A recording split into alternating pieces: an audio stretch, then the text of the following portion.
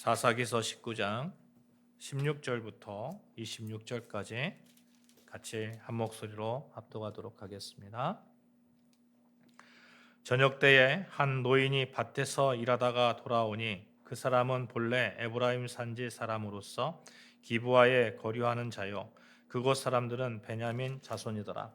노인이 눈을 들어 성읍 넓은 거리에 나그네가 있는 것을 본지라. 노인이 묻되 그대는 어디로 가며 어디서 왔느냐 하니 그가 그에게 이르되 우리는 유다 베들레헴에서 에브라임 산지 구석으로 가나이다. 나는 그곳 사람으로서 유다 베들레헴에 갔다가 이제 여호와의 집으로 가는 중인데 나를 자기 집으로 영접하는 사람이 없나이다. 우리에게는 나귀들에게 먹을 집과 여물이 있고 나와 당신의 여종과 당신의 종인 우리들과 함께한 청년에게 먹을 양식과 포도주가 있어 무엇이든지 부족함이 없나이다 하는지라. 그 노인이 이르되 그대는 안심하라. 그대의 쓸 것은 모두 내가 담당할 것이니 거리에서는 유숙하지 말라 하고 그를 데리고 자기 집에 들어가서 나귀에게 먹이니 그들이 발을 씻고 먹고 마시니라. 그들이 마음을 즐겁게 할 때에 그 성읍의 불량배들이 그 집을 에워싸고 문을 두들기며 집주인 노인에게 말하여 이르되 내 집에 들어온 사람을 끌어내라. 우리가 그와 관계하리라 하니 집주인이 그 사람이 그들에게로 나와 이르되 아니라 내 형제들아 청하노니 이 같은 악행을 저지르지 말라. 이 사람이 내 집에 들어왔으니 이런 망령된 일을 행하지 말라.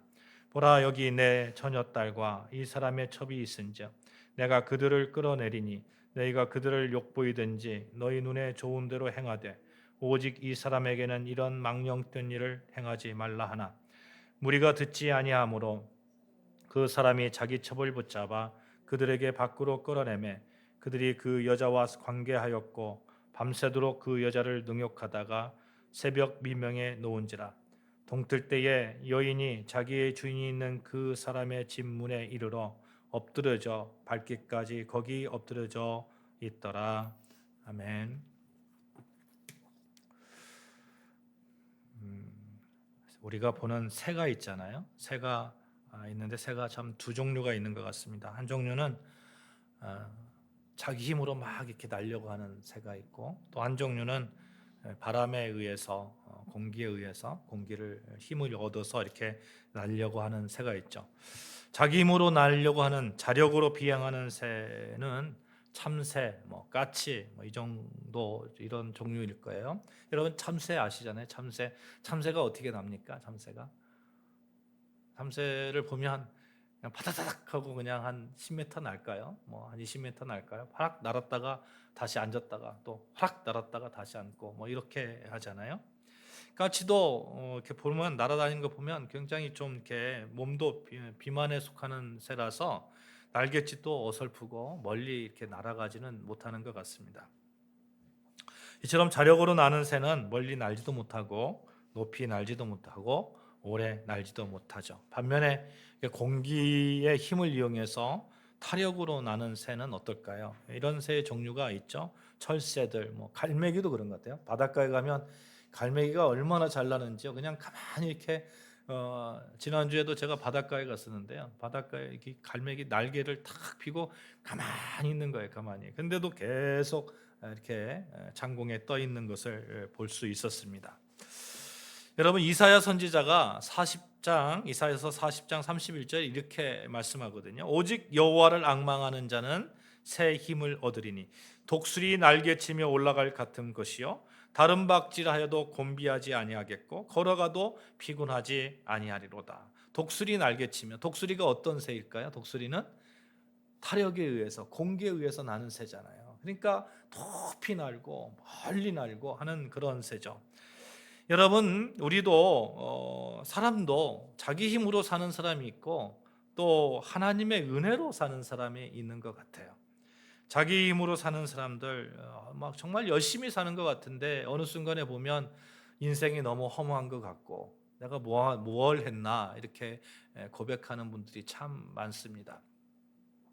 또 그럼에도 불구하고 또 하나님의 은혜로 사는 사람들, 그 하나님의 은혜로 사는 사람들은 그 은혜를 통해서 멋지게 그렇게 하나님의 은혜 가운데 의미 있는 그런 삶을 사는 것을 보게 됩니다. 여러분, 우리가 정말 의미 있는 삶을 살아야 되는데 그러기 위해서 하나님에 의해서 하나님의 능력으로 사시는, 하나님의 능력을 덧입어서 사시는 여러분과 저 되어지기를 주님의 축복합니다. 아멘. 하나님의 은혜로 사십시다. 이렇게 우리 같이 인사하실까요? 시작. 하나님의 은혜로 사십시다. 지난주에 우리는 사사기 18장을 통해서 집단 지성에서 하나님의 지성으로라는 말씀의 제목으로 단 지파가 하나님께서 허락하신 땅에 만족하지 않고 자기들의 입맛에 맞는 땅을 찾으러 어떤 집단적인 오해, 집단적인 사고를 하는 것을 우리가 살펴보았어요. 그러니까 하나님께서 이렇게 주신 그 땅에 만족하지 못한다는 것은 내가 어떻게 해보려고 하는 거잖아요. 내가 내 힘으로 어떻게 찾아보고 땅을 찾아보고 내가 어떻게 하고, 그런데 그 결과가 어떻게 됐습니까?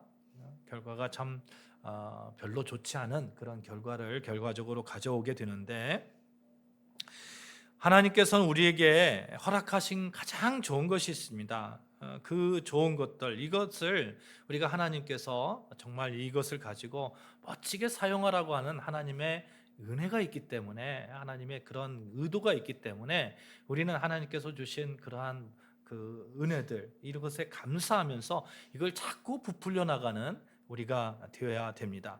오늘 읽은 그 사사기 19장부터 마지막 21장까지는 그렇지 못한 사람들, 사사시대의 전반적인 사회 상황들, 그것도 아주 끔찍한 사건들이 이렇게 기록되어 있고 그 결과에 대해서 이렇게 나타나고 있습니다. 살인사건이 기록되어 있는데 시체를 한 12토막으로 자르는 그런 잔인함도 나오고 동족 간의 싸움도 나오고, 그로 인해서 한 지파, 정확히 말하면 베냐민 지파가 거의 뭐 지구상에서 없어질 그런 위기에 처하는 그런 상황도 나오고, 그것을 다시 회복시키는 그런 과정이 계속해서 그려지고 있습니다.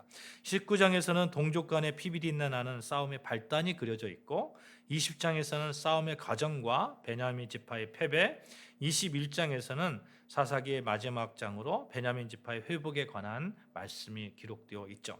오늘 그 중에서 19장입니다. 19장 여러분, 이 살인 사건에 대한 이야기, 죽음에 대한 어떤 한 여인의 죽음에 대한 이야기가 나오는데, 여러분 사사기에 꽉 찬 내용이 무엇입니까?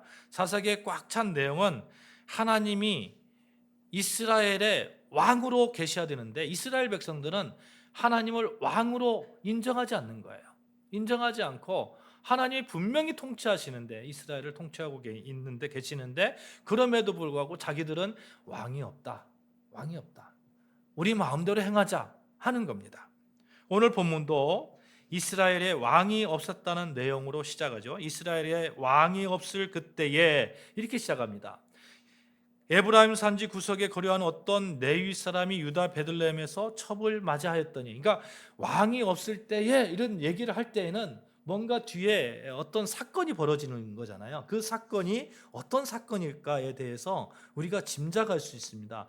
왕이 없었을 때에 그러면 뒤에 사건은 뭡니까? 긍정적인 사건이에요? 부정적인 사건이에요? 우리나라에 대통령이 없을 때에, 지도자가 없을 때에 우리나라 어떻게 됩니까? 그럼 그 다음에 사건은 부정적인 사건이 얘기가 되는 거잖아요. 우리의 예상과 같이 이런 부정적인 사건, 그것도 끔찍한 사건을 다루고 있습니다. 한 레위인에게 첩이 있었습니다. 레위인은 세속적인 직업에 종사하는 사람들이 아닙니다. 성전 섬기는 일을 담당한 사람들입니다. 그런 레위인에게 첩이 있었다는 거예요. 이 레위인은 에브라임이라는 곳에 살고 있었습니다. 그런데 첩을 취한 곳은 멀리 베들레헴까지 가서 첩을 취했습니다. 그러니까 타지에 가가지고 애인을 만든 거예요. 그러니까 종교인이 자기 지역 말고 저쪽 지역 가가지고 애인을 만들고 이런 거예요. 지난주에 우리가 단지파 이야기나 지지난주에 미가의 이야기에 알 수 있듯이 당시 사회 상황이 하나님의 자녀들의 삶으로서 정상적이지 않다라는 것을 우리가 알 수 있었잖아요. 그러니까 하나님의 성전에서 일하는 레위인도 이렇게 사회 상황이 그러니까 이 사람도 물들은 거예요. 그냥 막 물들어 가지고 타지에 가서 첩을 구하는 그 정도의 상황이 된 겁니다. 어떻게 보면 이게 계란이 먼저냐 달걀이 먼저냐 이렇게 말할 수 있을 문제입니다만, 종교가 타락하니까 사회가 그렇게 됐는지, 사회가 그렇게 타락하니까 종교의 지도자들도 그냥 그 사회에 그냥 이렇게 습수돼 버렸는지, 어쨌든 이 레위인의 대표지는 이 당시 이스라엘 상황이 그대로 오늘 본문에 그려져 있죠. 2절을 보실까요? 그 첩이 행음하고 남편을 떠나 유다 베들레헴 그의 아버지 집에 돌아가서 거기서 넉 달 동안 지내매. 이 첩이 이제는 행음했다는 거예요. 레위인이 첩을 취한 것도 그런데 그 첩이 바람을 피웠습니다. 그리고 자기 친정으로 돌아가 버렸습니다.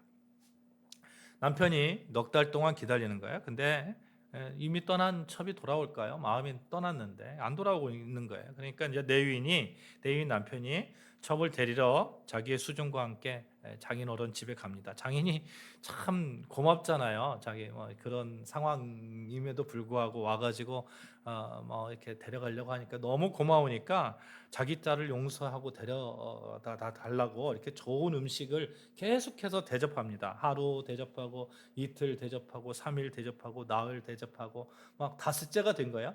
그러면 다섯째 되고 여섯째 되고 일곱째 되면 이제 뭐가 문제예요? 레위인은 어떤 사람이라는 거예요? 레위인은 성전에서 일하는 사람이잖아요. 그러니까 이게 문제가 되는 거예요. 다섯째 되는 날에 더 이상 지체할 수 없으니까 레위인이 장인의 손을 뿌리치고 길을 가는데 이제 여부스라는 곳 인근에 이르렀습니다. 11절 12절 말씀 보시면, 그들이 여부스에 가까이 갔을 때에 해가 지려 하는지라 종이 주인에게 이르되 청하건대 우리가 돌이켜 여부스 사람의 이 성읍에 들어가서 유숙하십시다, 이렇게 이야기합니다. 근데 에브라임으로 돌아가는 도중에 그 날이 어두워지니까 여부수 사람의 성읍에 가서 하룻밤 머물자. 그런데 레위는 이 제안에 동의하지 않는 거죠. 그래도 이제 양심이 있는가 봐요. 좀 뭔가 이렇게 곤주라고 하나요? 이런 게 있는가 봐요. 자기가 비록 나그네지만 자기들은 하나님의 선민인데 이방인의 땅에서 묵을 수 없다, 이런 거죠. 그래서 좀 몸이 고달플지라도 좀 위험할지라도 기브아까지 가자, 이렇게 이야기합니다. 기브아에는 베냐민 지파가 살고 있는 거예요. 이방인과 섞이기 싫다는 것입니다. 이렇게 그들이 밤이 어두워서 베냐민 지파의 조그만 성읍 기브아에 유숙하게 되었습니다. 이 집 저 집 돌아다니면서 좀 재워달라, 이런 거예요. 구약의 성 보면 나그네를 유대인의 율법에 보면 나그네를 잘 대접해야 되잖아요. 근데 이 베냐민 지파 이 사람들이 너무 밤에 늦게 오고 이랬는지 어쩔지 모르겠습니다만 객을 영접할 줄을 모르는 거예요. 영접할 줄을 모르요. 그러다가 밭에서 일을 하고 돌아오는 한 노인을 만나게 되었는데, 마침 이 노인은 에브라임 사람으로 기브아에 살고 있었습니다. 그래서 노인의 덕분으로 그 집에서 하룻밤을 묵을 수 있게 되었던 거죠. 이제 피곤하니까, 너무 피곤하고 또 노인이 이렇게 자기 집에서 유숙하라고 하니까 같이 차를 나누면서 이렇게 막 기쁨의 그런 시간이 있었을 거 아닙니까? 그렇게 기쁘게 이렇게 하고 있는데, 그런 시간을 가지고 있는데 기브아의 불량배들이 집을 에워싸고 레위 사람을 내어놓으라, 우리와 상관하겠다 합니다. 상관이라는 말은 야다라는 그런 단어인데 어떤 그 남녀간의 관계를 말하는 거죠. 남자들이 남자와 동성 연애를 하겠다 하는 겁니다, 한마디로. 그러니까 노인이 밖으로 나와서, 노인의 입장에서는 어떨까요? 나그네를 잘 섬겨야 되는데 나그네가 지금 그런 위기에 처해 있으니까 그러지 말고 차라리 내 딸이라도 데려가서 첩이라도 데려가서 해라, 데려가라, 이 나그네는 내가 지켜야 되겠다, 이렇게 얘기하죠. 그럼에도 불구하고 계속해서 이제 나그네를 달라고 하니까, 레위 사람을 달라고 하니까 레위 사람이 자기의 첩을 내어주게 됩니다. 아침에 레위 사람이 해가 밝아서 이제 떠나려고 문을 여는데 집 앞에 자기 아내가 문고리를 잡고 엎드려서 죽어 있는 거예요. 아내를 보자기에 싸서 자기 고향으로 데려옵니다. 그리고 그 아내의 시체를, 이스라엘 지파가 몇 지파예요? 12지파잖아요. 12토막으로 이렇게 내어서 각 지파에게 보내죠. 그 각 지파들이 그것을 받아보고 발칵 뒤집히라 하는 겁니다. 발칵 뒤집혀서 뭔가 행동을 취하라 하는 겁니다. 이 사실을 전해들은 각 지파 사람들이 흥분하기 시작하고, 감히 어떻게 그래도 하나님의 사람인 레위 지파의 아내를 건드릴 수가 있느냐, 그것도 한 형제인 베냐민 지파에서 그럴 수 있느냐? 이렇게 흥분하는 겁니다. 여러분, 사람들은 어떤 집단적인 상황에서 집단적인 정죄하기를 좋아하는 것 같아요. 그렇지 않습니까? 지난주에 우리가 집단지성, 집단사고에 대해서 잠시 알아보았습니다만, 집단적인 정죄는 개인의 죄를 덮어버립니다. 집단적으로 정죄하니까 내가 뭐 속마음으로 막 미워하는 마음이 있잖아요. 막 너무 어떤 사람을 미워해요.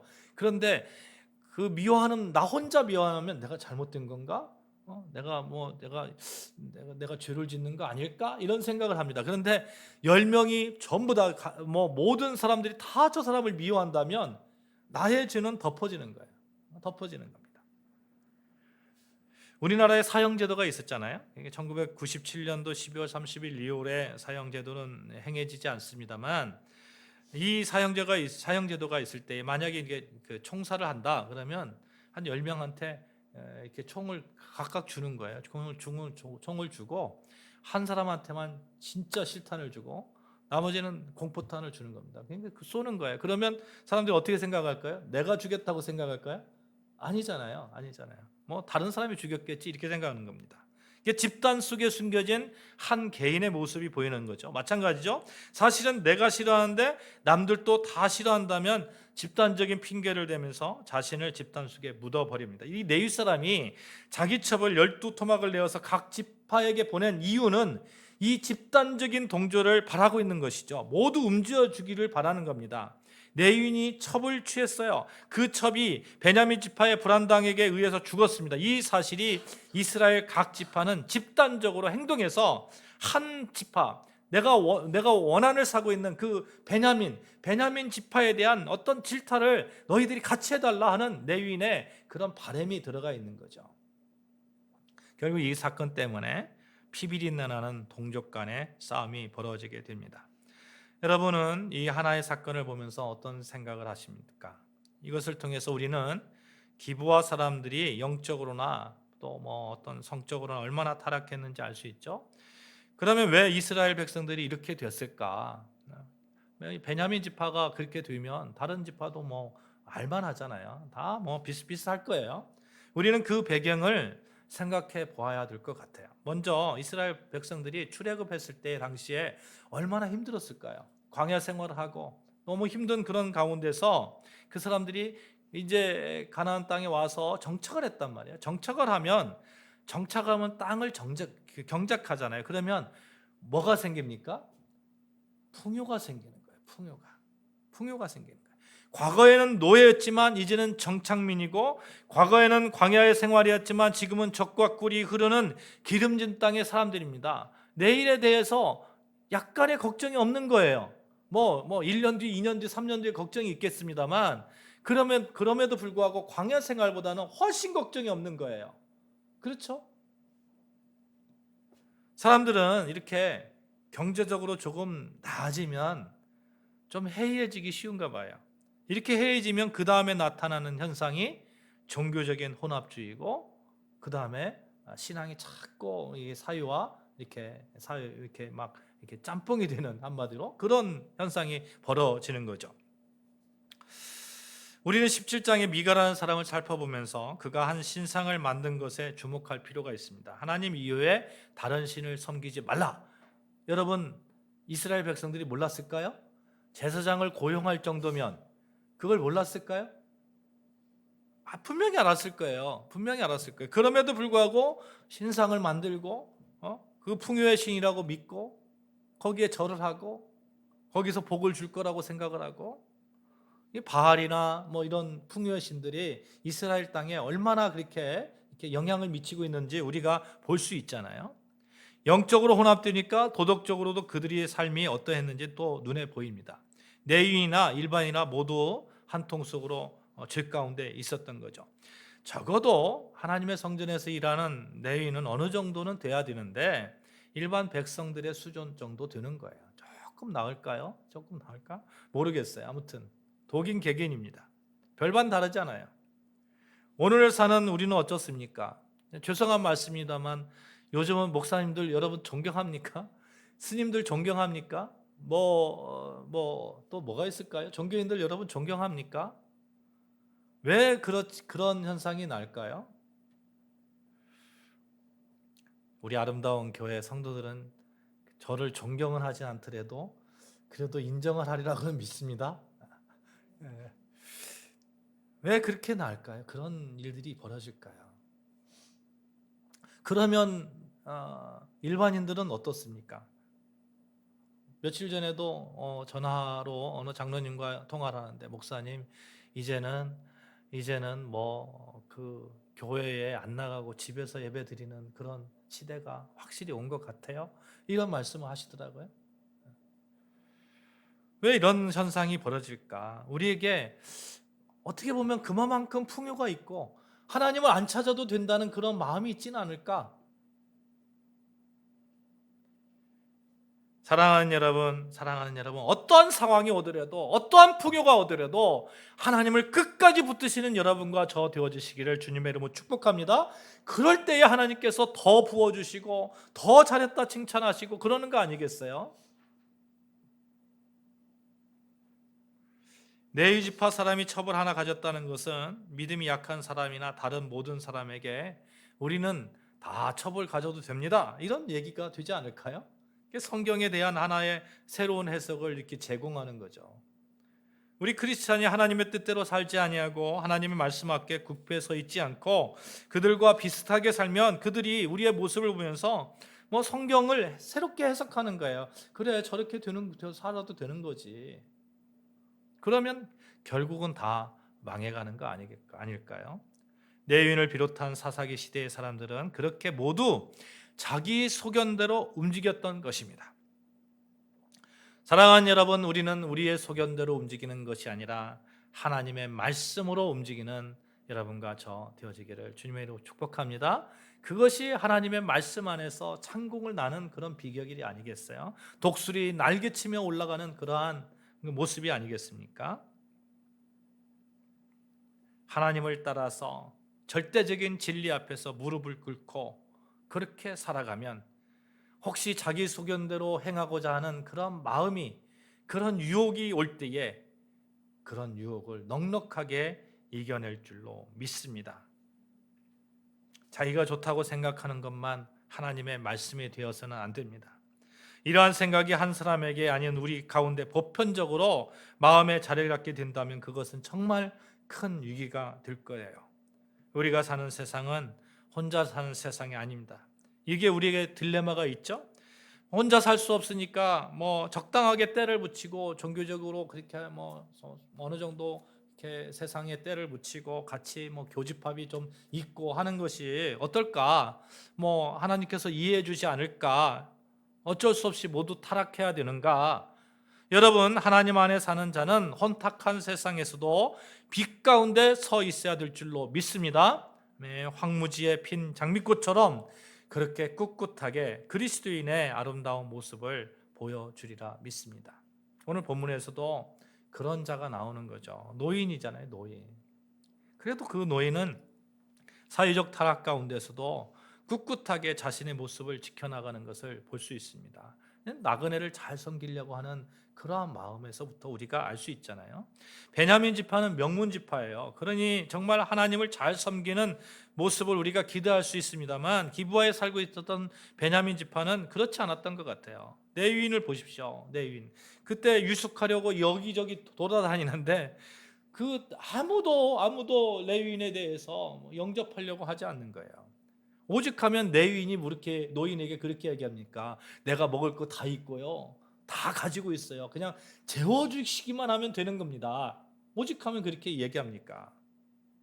그들은 이웃에 대해 냉혹했고 동생과 같은 큰 번제가 만연했습니다. 레위인이 노인 집에 머무를 때에 찾아와서 상관하겠다고 합니다. 이에 비해서 이 노인은 어떻냐 하는 거예요. 노인은 아무 대가 없이 레위인 일행을 자기 집으로 인도해서 대접합니다.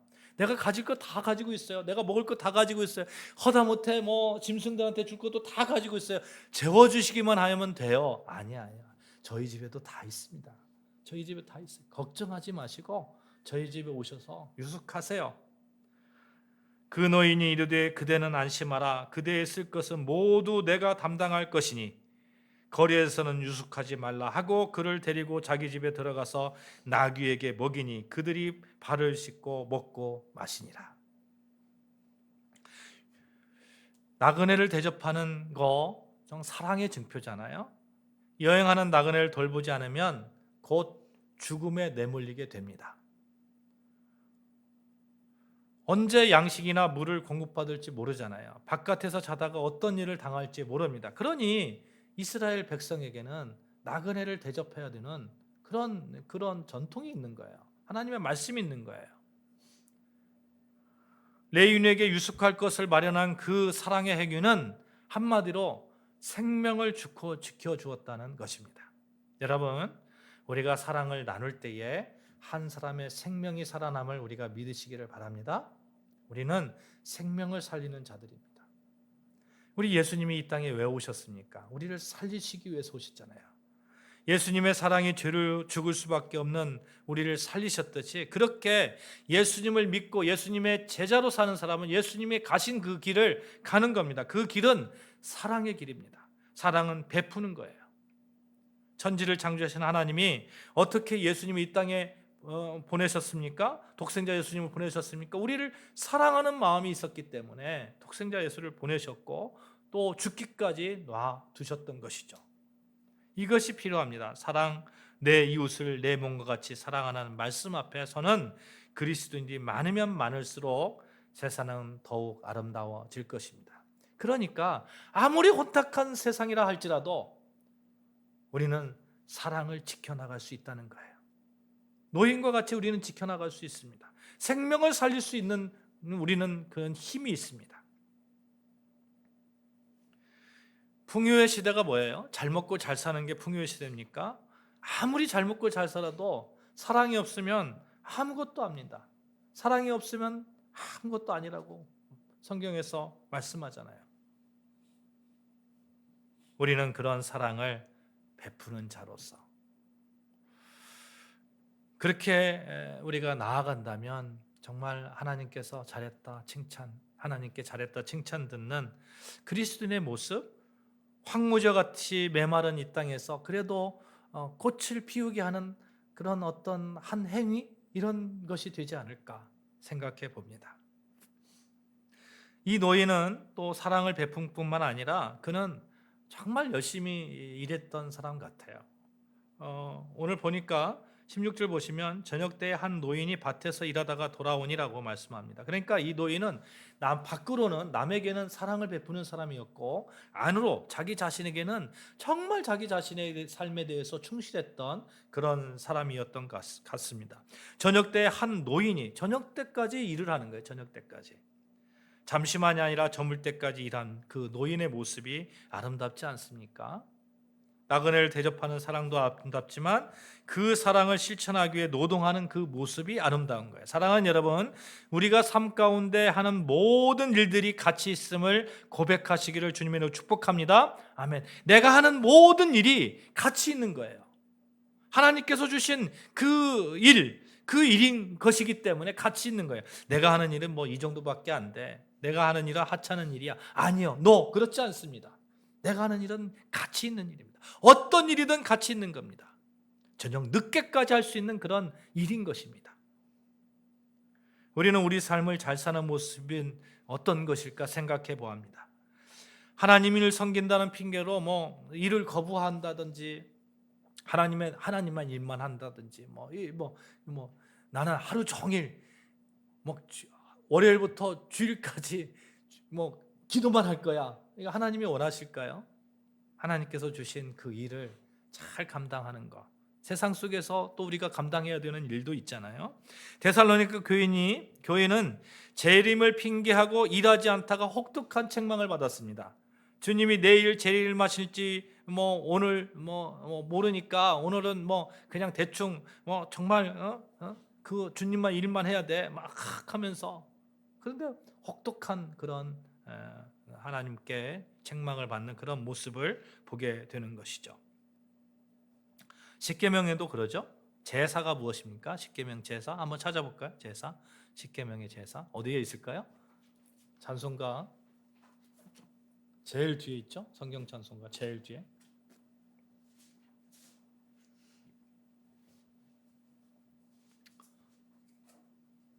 십계명 제사 시작. 제사는 안식일을 기억하여 거룩하게 지키라.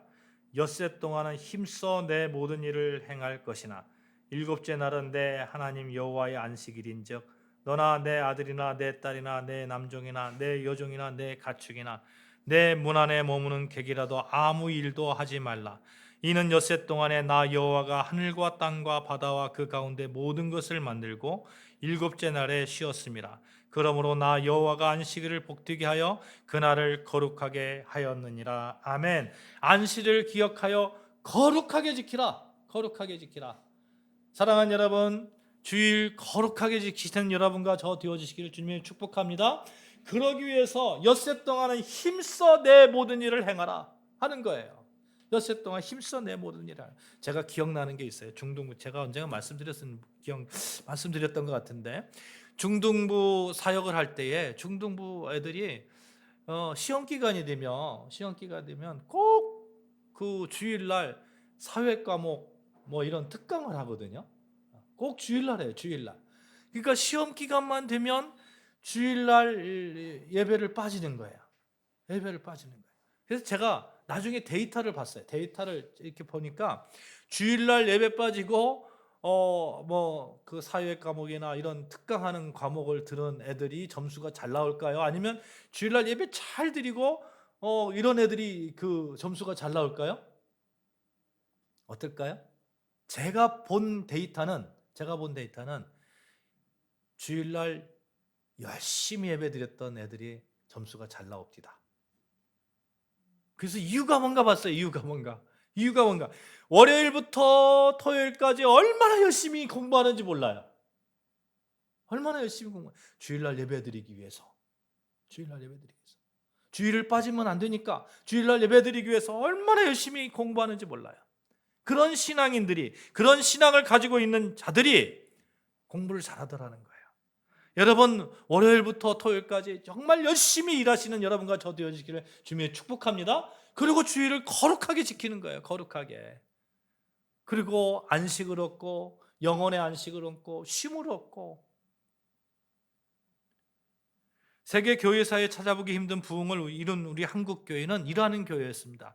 일하는 교회, 정말 부흥이 팍팍 들 때에 어떤 우리 한국 땅의 교회의 형태였습니까? 주일을 거룩하게 지켜라. 주일을 거룩하게 지켜라. 이 하나님의 말씀 앞에 순종할 때에 교회가 정말 부흥했어요. 정말 부흥했어요. 근데 지금은 어떻습니까? 지금은 뭐 아시잖아요. 근데 지금은 그렇게 되니까 교회가 부흥합니까? 부흥하지 않잖아요. 한국 교회 현실을 보면서도 우리가 다시 마음을 다잡아야 될 줄로 믿습니다. 거룩한 그 안식일 주일을 잘 지키기 위해서 또 내 삶에도 충실하는 그런 여러분과 저 되어지기를 바라는 것입니다. 사랑하는 여러분, 오늘 우리는 한 레위 사람과 베냐민 지파 사이 일어난 일들 그 원을 살펴보았습니다. 그것 때문에 동족 간의 피비린내나는 싸움이 이제 20장부터 펼쳐질 거예요. 한 사람의 잘못이 한 민족을 집단적 흥분으로 몰아가고 죽고 죽이는 싸움의 비밀을 제공했습니다. 그러나 우리는 한 또 성실한 노인을 살펴보았어요. 한 사람 때문에 전쟁이 일어났듯이 또 한 사람 때문에 회복되는 거예요. 사랑하는 여러분, 여러분과 저는 어떤 사람이 되어야 될까요? 하나님과의 관계가 바르게 서 있는 예수 그리스도의 향기가 나타나는 사람이 되어야 되지 않겠습니까? 간절히 바라기는 우리 아름다운 교회 성도들 한 생명 한 생명이 이 사막에 핀 백합과 같이, 사막에 흐르는 시내와 같이 사람들에게 그리스도의 향기가 나타나면서 목마른 자들에게 물을 제공하는 그런 귀한 성도들이 되시기를 주님의 이름으로 축복합니다. 믿음은 행하는 거라고 했어요. 그리스도의 전통은 관습이 아니라 말씀대로 사는 겁니다. 제가 어렸을 때에 산속을 자주 다녔어요. 막 날다람쥐라고 하는 얘기를 들어가면서 정말 막 뛰어다녔습니다. 산을 막 바위산도 뛰어다니고. 그런데 너무너무 힘들면 이제 물을 찾잖아요. 물을 찾으면 이렇게 계곡에 이렇게 가다 보면 어느 계곡 같은데 이렇게 물이 흐르는 보면 물이 이렇게 퍽퍽퍽퍽 솟아나는 그런 곳이 있습니다. 샘물이 솟아나는 거죠. 예, 샘물이 막 솟아나요.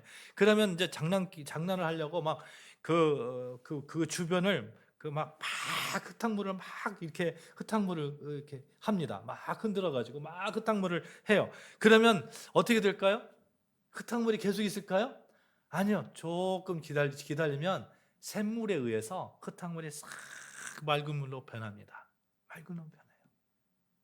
여러분과 제가 아무리 사회가 혼탁한 사회라 할지라도, 아무리 지금은 믿음 없는 사회라 할지라도 한 생명에 살리는 그런 샘물과 같은 그런 존재가 된다면, 그러면 언젠가는 맑아지지 않을까요? 샘물은 계속해서 솟아나니까, 아무리 적은 물이라도 계속해서 솟아나니까 언젠가는 맑아지지 않을까요?